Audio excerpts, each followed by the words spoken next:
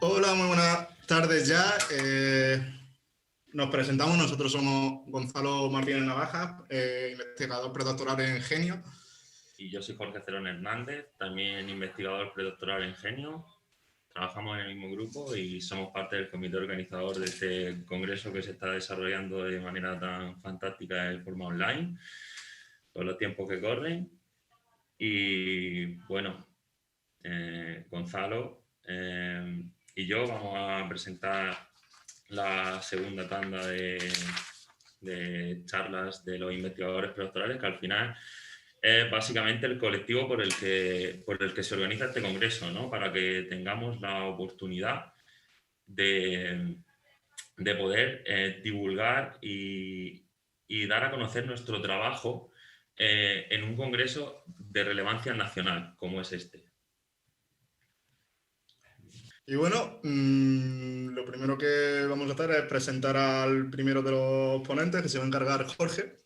Y bueno, adelante. Pues la primera ponente es Cristina Martínez Valiente, viene desde Valencia, trabaja en el Instituto de Investigación Sanitaria La Fe, en el grupo de investigación en hematología. Y la charla que nos va a exponer y a presentar, que seguro que lo hace muy bien, esperamos no tener ningún problema técnico, es CRISPR-Cas9 mouse model to study cooperation between splicing and epigenetic alteration in myelodysplastic syndromes. Cuando quieras, Cristina. Hola, buenas tardes a todos. ¿Se me oye bien entonces? Sí, se te escucha. Se te escucha. Vale, perfecto. Bueno, como habéis comentado, soy Cristina Martínez, vengo del Instituto de Investigación Sanitaria La Fe de Valencia y voy a hablar de modelos in vivo producidos con CRISPR-Cas9 para estudiar la cooperación entre splicing y metilación de ADN en los síndromes mielodisplásicos. Antes de comenzar, dar las gracias al comité por seleccionar el trabajo para una comunicación oral. Y sin más, primero quería hacer una breve introducción sobre lo que son los síndromes mielodisplásicos. Los síndromes mielodisplásicos comprenden un grupo de enfermedades hematológicas que presentan elevada heterogeneidad. Se caracterizan porque se produce una expansión de clones que han adquirido mutaciones que les confieren una ventaja selectiva respecto al resto. Esto hace que se dividan de forma descontrolada y que haya un desajuste en toda la hematopoiesis. Normalmente presenta una media de 2 genes mutados y, bueno, como he dicho, son muy heterogéneas, pero principalmente se caracterizan por presentar síntomas como son citopenias, displasias en médula ósea y un elevado riesgo a progresión a leucemia mieloide aguda secundaria. Por decirlo así un poco simple, entre comillas, sería como un estadio previo en muchos casos a una leucemia mieloide aguda. ¿Por qué estudiamos síndromes mielodisplásicos? Bueno, esta enfermedad tiene una media de aparición de los 65 años y, bueno, como sabemos, cada vez la esperanza de vida es mayor, vivimos más y, por tanto, se están diagnosticando cada vez más casos de síndromes mielodisplásicos. En España, en concreto, se diagnostican una media de 5 casos al día y esto ha hecho que en los últimos años también aumente la mortalidad asociada a estos síndromes. ¿Por qué? Bueno, no lo he comentado, pero la esperanza de vida media es entre 6 meses, de 6 meses a 6 años y, como decía, ha aumentado la mortalidad porque no tienen tratamiento curativo. El único tratamiento curativo es el trasplante de médula ósea, pero como son pacientes, como he comentado, muy mayores y que normalmente tienen otros problemas de salud, en muchos casos no se puede realizar este trasplante. Además, que es necesario un donante compatible y ya sabemos que eso en muchos casos es muy difícil de conseguir. Así que la mayoría de ocasiones lo que se hace es intentar paliar los síntomas, estas citopenias, como comentaba, para que el paciente viva lo mejor posible su vida. En cuanto a la aparición gracias a las técnicas de secuenciación masiva, se han podido categorizar las diferentes mutaciones que se observan en los pacientes que tienen síndromes mielodisplásicos. Cabría destacar aquellas que afectan los factores de splicing y a la metilación del DNA, por ser, como veis, las más numerosas y además porque tienden a aparecer en concurrencia. Por ello, quería comentar concretamente dos genes. Por un lado tenemos U2AF1. U2AF1 codifica para una proteína del splicing, que participa en el splicing mayor, el que afecta al 99% de los intrones, reconociendo el extremo 3' durante este proceso. Como se puede observar en la imagen, tiene dos hotspots donde aparecen la mayor parte de las mutaciones y en síndromes mielodisplásicos está mutado alrededor de un 10% de los casos. Sus mutaciones se asocian a un pronóstico adverso y una progresión a leucemia mieloide aguda secundaria. Por otro lado, tenemos TET2, que es una proteína que se encarga de la desmetilización del DNA. En este caso, las mutaciones que se encuentran en los pacientes ocurren a lo largo de todo el gen, pero es cierto que en el exón 3 ocurren con mayor frecuencia simplemente porque el gen es más grande.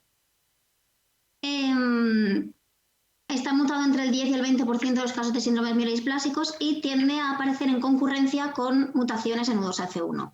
Por todo ello, nuestro trabajo era crear un modelo de ratón que presentara alteraciones tanto en U2AF1 como en TET2 para caracterizar molecular y funcionalmente su sistema hematopoyético y así intentar comprender si esta cooperación, si esta concurrencia es la que produce la patogénesis de la enfermedad.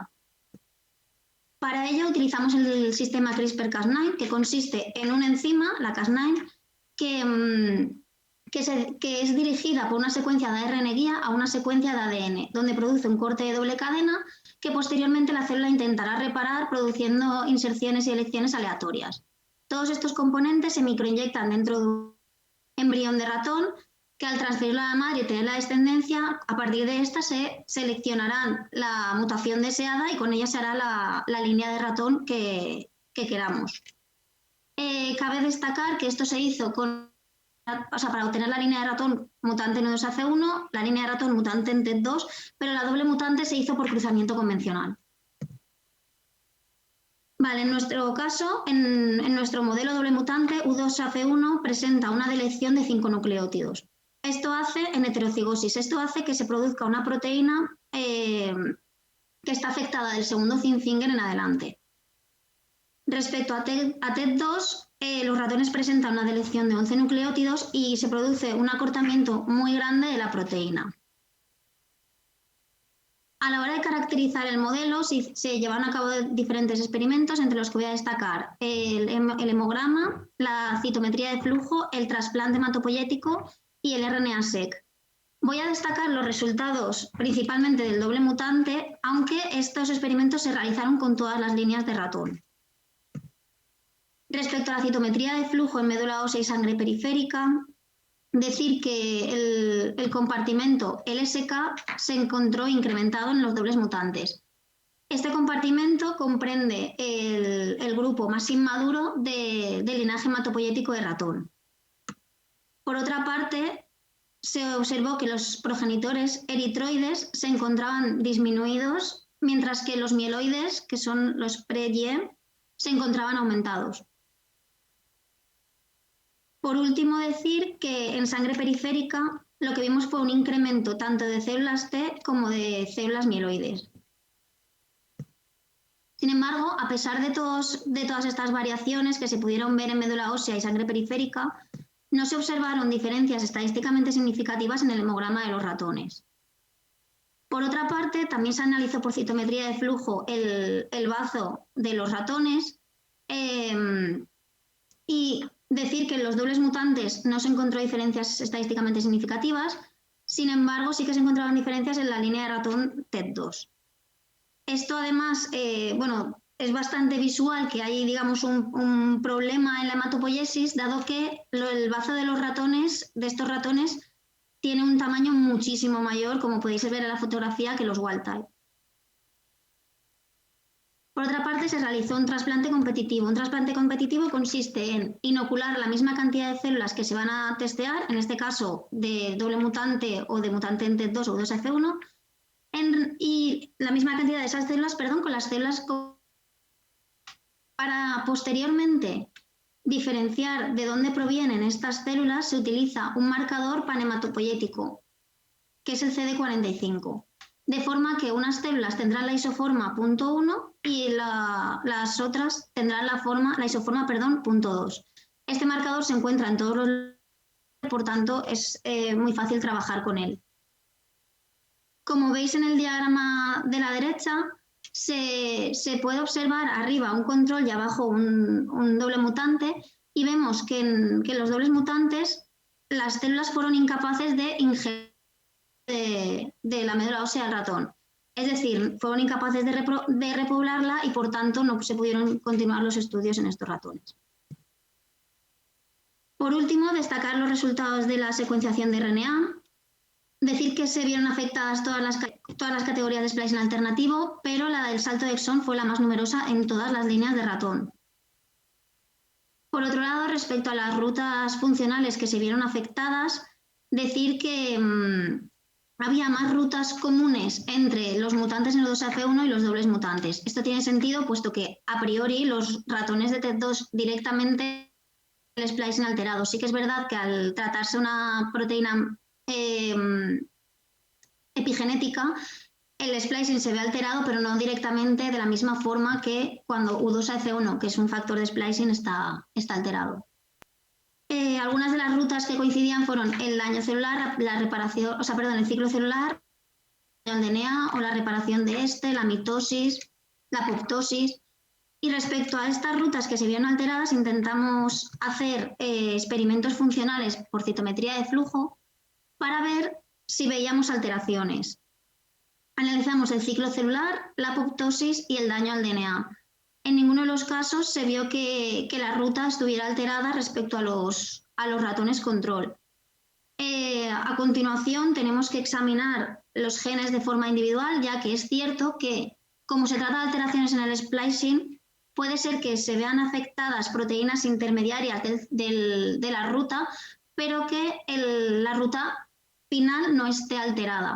Por ello, nuestro siguiente paso sería evaluar algunos de los genes que han salido alterados dentro de estas rutas para ver si realmente hay una diferencia.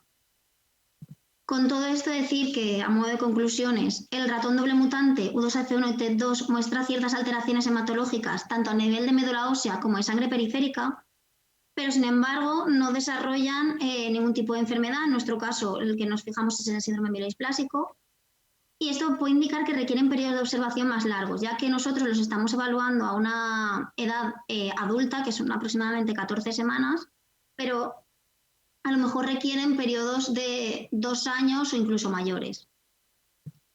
Agradecer al Grupo y Servicio de Investigación en Hematología y Hemoterapia con el que trabajo, a todas las entidades colaboradoras, y si tenéis alguna duda, estaré encantada de intentar resolverla.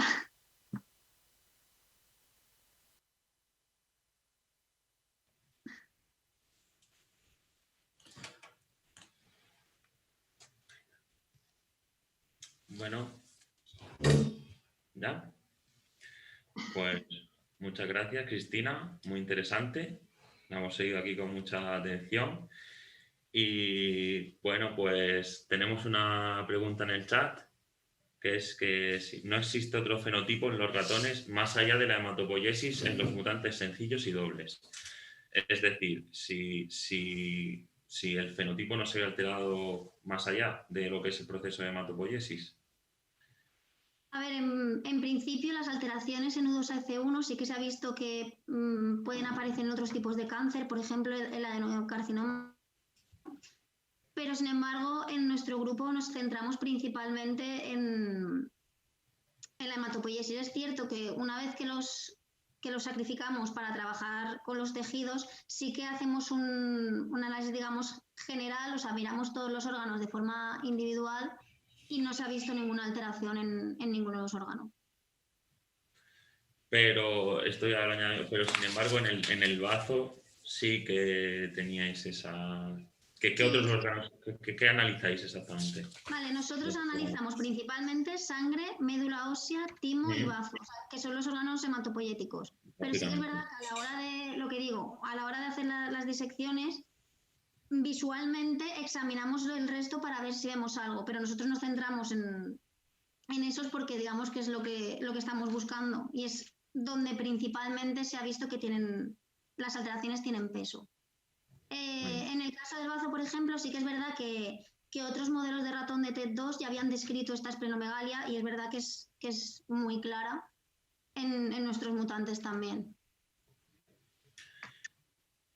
¿Y tenéis pensado mutar otros factores del splicing, aparte del U2AF1? Porque hay muchísimos componentes proteicos que influyen en esa maquinaria, ¿no? Sí, en nuestro caso, en el laboratorio también tenemos otro grupo que está trabajando con otro factor de splicing que es ZRSR2, que pertenece al splicing menor y es verdad que hay muy poco descrito, así que ahí estamos. Vale, pues muy bien, Gonzalo. ¿Algo añadido? Yo sí me gustaría preguntarte.